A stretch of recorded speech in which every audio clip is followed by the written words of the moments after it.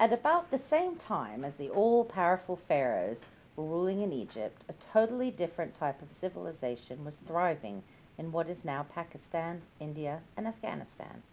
Once again, it was formed along the banks of a giant river. This one is called the Indus.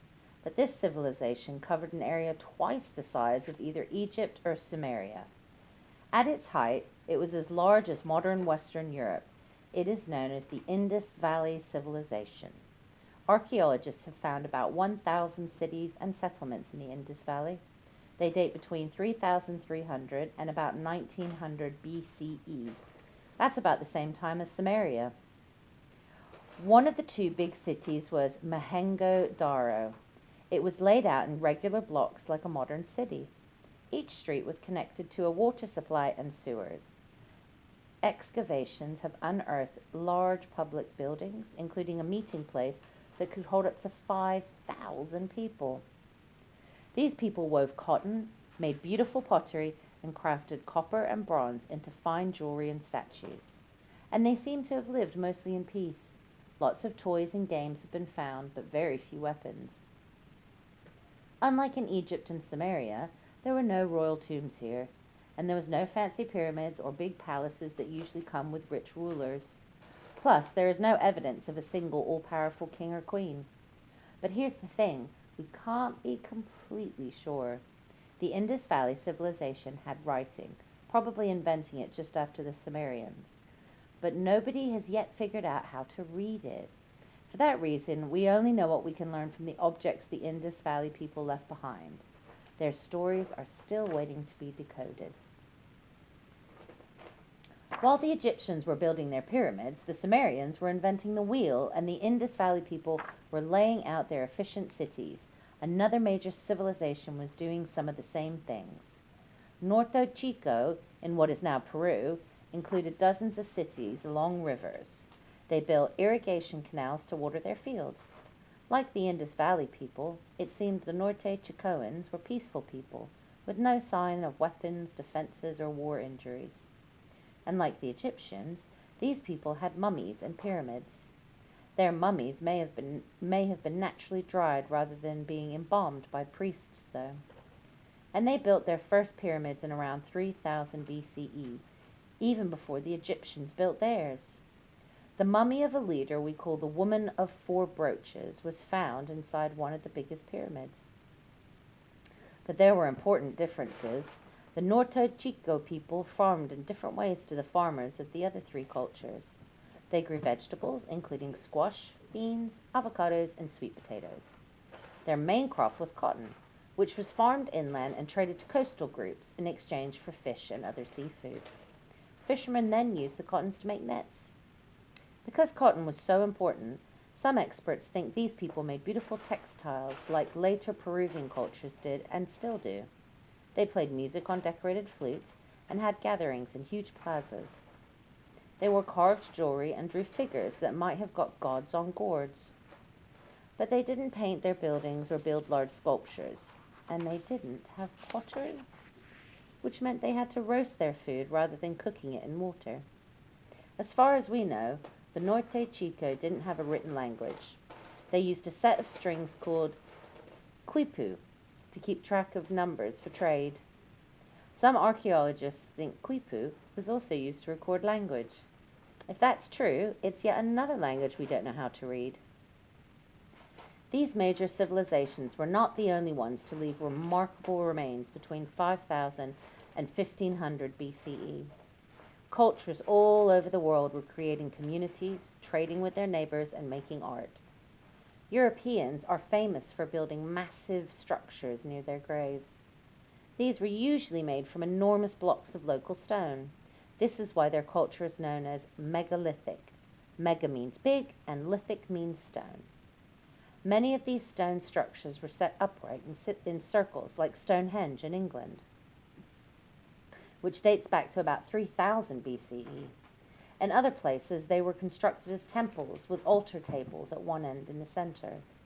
Famous surviving examples include Hagar Kim on the Mediterranean island of Malta. Sometimes the structures were lined up with rising and setting sun, or arranged in other ways that helped people keep track of the seasons.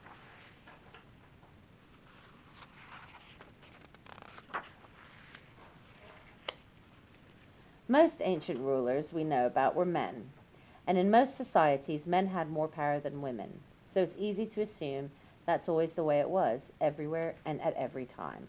But that's not quite true. There were some women pharaohs in Egypt. Many early civilizations had powerful female gods, and in ancient Egypt and Samaria, women were men's equals under the law and could run businesses and own property. We know from the way women were buried in Norte, Chico, that they held important roles in society. But nowhere in this period were women and men more clearly equals than in Minoan civilization on the Mediterranean island of Crete from about 2000 to 1600 BCE. Accounts from ancient Greek historians and images on vases and wall paintings describe a society in which both men and women participated in all daily activities. There were no special roles for one or the other, and priestesses were some of the most important people in society. One of the most striking examples of equality on Crete is sporting contests, where men and women both competed. A favorite sport was bull leaping. A gymnast, a woman or man, would grab the horns of a bull and somersault onto its back. Then, in a second somersault, he or she would leap off its back and land upright on the ground. Unfortunately, this society was not to last after men on horseback, equipped with metal weapons, swept across Asia, Europe, and the Middle East. But before we get to them, let's turn our attention to two civilizations in Asia that would beat the odds and last even longer than ancient Egypt.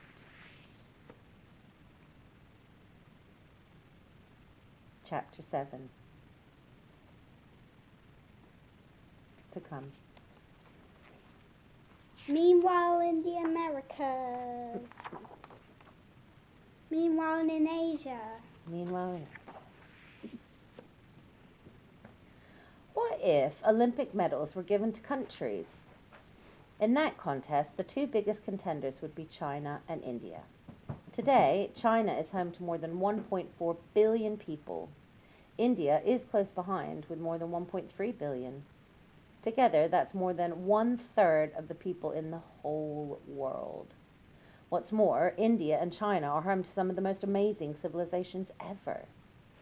On the list of ancient Chinese inventions are paper, gunpowder, the compass, printing, and umbrellas. Indians invented the number 0 and the game of chess. They wrote the longest poem in history. They founded the very first university. And they were the first people to produce high-quality steel in large quantities. Jump back to about 2500 BCE. Sumerian and Indus Valley civilizations are at their height, and the Egyptian pharaohs are about 500 years into a long rule. Two other civilizations are thriving in China. The Longshan live along the banks of the Yellow River in the north, and the Liangzhu live next to the enormous Yangtze River, further south. It was the ancestors of the Yangtze who first started to farm rice. It happened about 10,000 years ago in a place called Shangsan. Rice is an incredible crop. It can grow in both very wet and fairly dry areas, so that means many kinds of land can be turned into rice fields.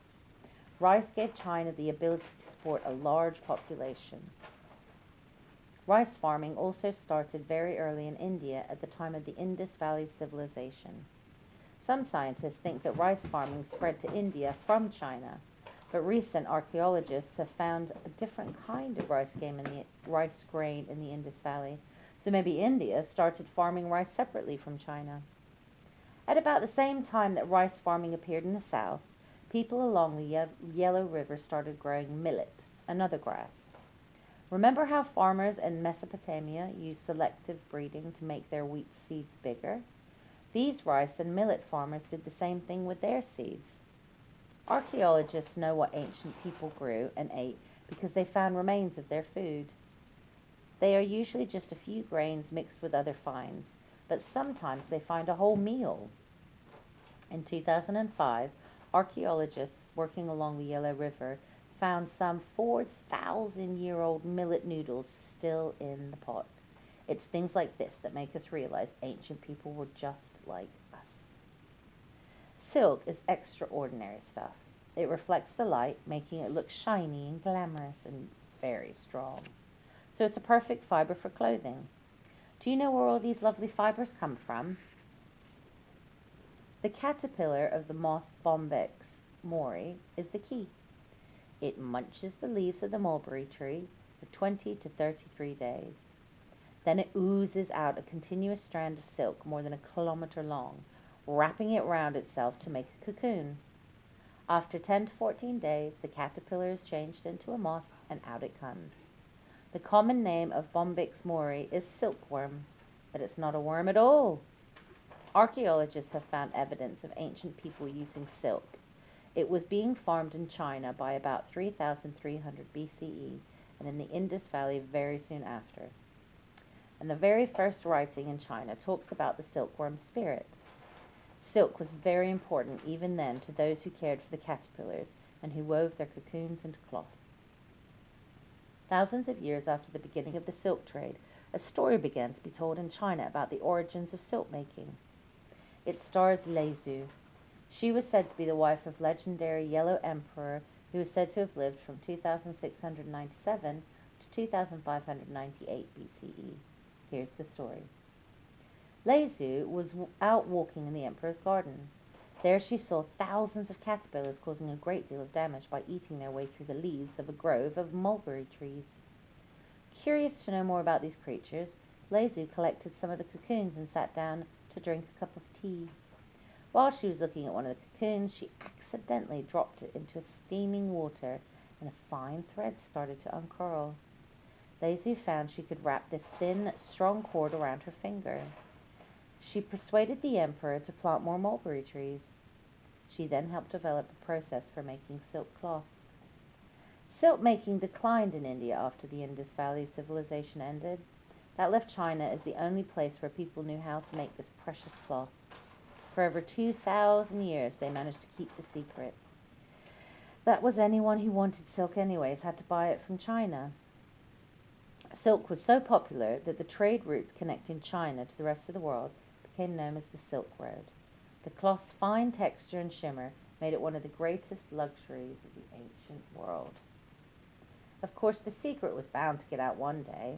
As the story goes, in about 550 CE, some monks smuggled silkworms to Constantinople, now Istanbul, Turkey. From there it spread around the world, including to India, which is now a major producer of silk. The first rulers of ancient China, who we know for sure are real and not just legendary, belonged to the Shang dynasty, about 1600 to 1046 BCE. A dynasty is a series of rulers belonging to the same family. So in this period, China was ruled by the Shang family. In the 1920s, archaeologists dug up a site called Yin. There they found 11 major royal tombs and the foundations of a giant Shang palace. Inside were tens of thousands of beautiful bronze, jade, and stone objects. They also found impressive weapons that had helped the Shang conquer the land for hundreds of miles around. We know a lot about the Shang dynasty because they wrote things down. But in their case, this writing wasn't records of trades or long stories. Rather, it was a way to communicate with the spirits. Here's how it worked. If you were a king and had a question for the gods, you could write the question on a piece of turtle shell or ox bone. You might ask, when will it rain? Will we win the next battle? Will we have good silkworm crop this year? Then you would hold a hot metal rod against the shell or bone until it cracked. You would interpret the length and direction of the cracks to reveal the god's answers to questions. Sometimes you would write down your interpretation on the same bit of shell or bone. Archaeologists have found more than 200,000 pieces of turtle shell and ox bone. About a quarter have questions and answers written on them. They are called oracle bones. Experts have found it easy to read some of these inscriptions because they match up pretty closely to modern Chinese writing. Ancient Chinese people took great steps forward in iron production too. Metallic iron is extracted from a rock called iron ore. The Iron Age is the name for the time when people first started doing this. It started around the Mediterranean Sea and in India in about 1200 BCE, in Nubia in about 1000 BCE, and in China in the 700s BCE. To get the metal out of iron ore, workers mixed the ore with charcoal and heated it in a kind of furnace we now call a bloomery. The iron oxide in the ore reacted with carbon in the charcoal. That reaction produced the gas carbon dioxide. When the gas went up the furnace chimney, it left metallic iron behind without ever melting the iron. What came out was a lump of spongy metal that had to be heated and hammered for a long time to get the impurities out. Iron made this way is called wrought iron. It's a lot of work and can be made in simple shapes, but iron is stronger than bronze, the metal that was most common before. Iron swords introduced a new era of dangerous weapons all over the world. Then, sometime about 500 BCE, someone in China made an enormous discovery. They figured out that if you can create a furnace that gets hotter, you can get the same reaction between charcoal and iron oxide. But now the iron that comes out is hot liquid metal, which you can pour into molds to make almost anything you like. The breakthrough invention is called a blast furnace. An iron made this way is called cast iron. We still use blast furnaces today, but it took a long time for technology to appear outside of China. The first European blast furnaces were built over 1,000 years later. Some of the most important objects made out of iron were used in farming. Cast iron plows did a great job of turning huge areas of land from scrubby waste into productive fields. Iron plows cut heavy soil between the wooden ones. And casting allowed metal workers to design a shape that pushed the dirt away from the row instead of letting it pile up in front of the plow. So cast iron meant more food. And the more food the Chinese grew, the more people could be fed. The more people, the stronger and bigger Chinese civilization became. At more or less the same time the Chinese were inventing the blast furnace, someone in India came up with something even better than cast iron. They heated iron, charcoal, and glass together until the iron melted it. It absorbed the carbon from the charcoal and turned it into high-carbon steel. Steel is stronger and more flexible than iron, and it doesn't rust or crack. You can imagine how useful it is for buildings, pots and pans, and weapons, among many other things. The Iron Age in China happened during the Zhou dynasty. The Zhou came right after the Shang and lasted a long time, from 1046 to 256 BCE. The Zhou set up a system with regional noblemen, leaders of city-states outside the capital. These leaders were in charge of their states, but loyal to the king. However, over time, these nobles gained more and more power and began fighting the king and one another for control. As the king's powers fell apart, educated people who had once worked for the government lost their jobs. Some of them became philosophers. These thinkers traveled from city to city, teaching and advising kings on how to rule wisely and on how society should work. The ideas they developed are known as the 100 Schools of Thought. One of these thinkers was Confucius, also known as Confucius. We don't know very much about Confucius as a person, but one story says he was Minister of Justice in the state called Lu. When he was in his 50s, he left his job and began trekking around the kingdoms of northern China. He taught his view of the right way to lead a good life and the best way to rule a kingdom. As fights between rival states got worse, Confucius made it his life's mission to try to sow the seeds of peace.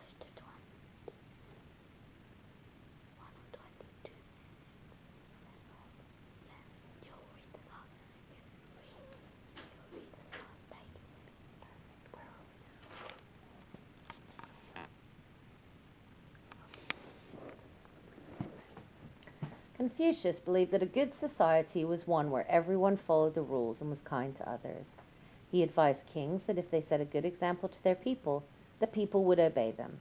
He taught the same about parents and children, highborn people and ordinary people, men and women. The leaders, kings, parents, highborn people, and men, should respect the people they were in charge of as human beings.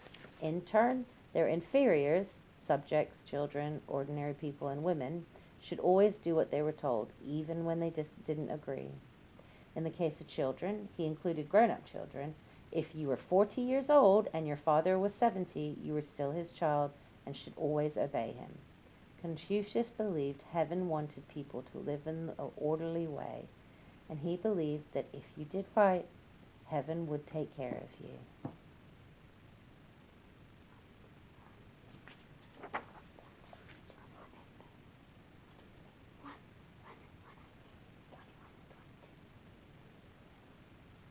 As part of his rules about kindness, Confucius is quoted as saying, "That which you do not desire, do not do to others." Do you recognize this saying? Often called the Golden Rule, this idea is part of nearly every religion in the world. It asks us always to remember that others are human beings and deserve to be treated as we would want to be treated in their situation, even when the other person is very different from us. You can see why he was, and still is, considered a very wise person.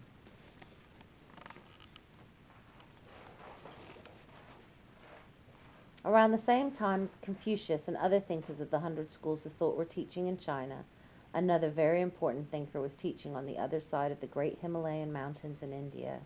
His name was Siddhartha Gautama. You have probably heard of him. His followers call him the Buddha.